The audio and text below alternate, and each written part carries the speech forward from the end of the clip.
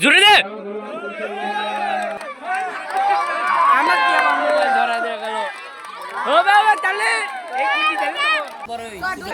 সে বিষয়ে দু একজন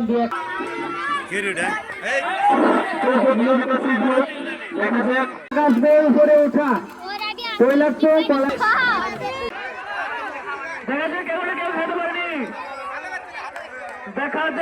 বলে গ্রামবাসী সকলে একত্রিত হয়ে আমাদের সাথে সহযোগিতা করেছেন, এর জন্য আপনাদেরকে ধন্যবাদ।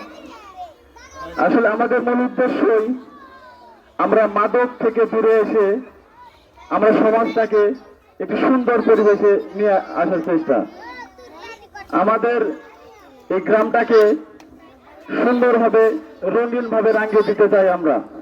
সাদেকুর রহমান সোহাগ